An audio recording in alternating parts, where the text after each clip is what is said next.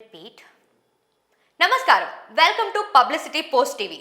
తెలుగు రాష్ట్రాల్లో చికెన్ ధరలు పెరిగిపోతున్నాయి అని వస్తున్నటువంటి వార్తలకి ఇక చెక్ పెట్టే సమయం వస్తుందా అంటే ఇక ఇప్పట్లో అటువంటి సంఘటన జరిగే అవకాశమే లేదు అని అయితే ఎన్నో వార్తలు వినిపిస్తూనే ఉన్నాయి.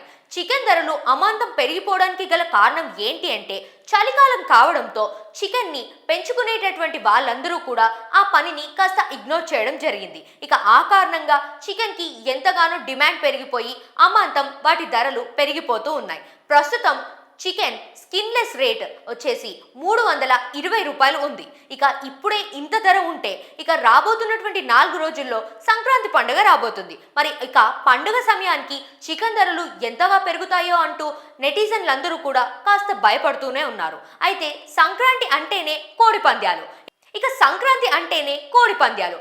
ఒకవైపు కోడి పందాలు, మరోవైపు రుచికరమైనటువంటి ఆహారం. మరి వీటన్నిటి మధ్యలో చికెన్ ధరలు ఇలా పెరిగిపోతే ఏంటి సంగతి అంటూ ఎంతో మంది మాట్లాడుతున్నారు. మరి చికెన్ ధరలు అమాంతం పెరిగిపోవడం పైన మీ అభిప్రాయం ఏంటి అనేది కింద కామెంట్ సెక్షన్లో మెన్షన్ చేయండి.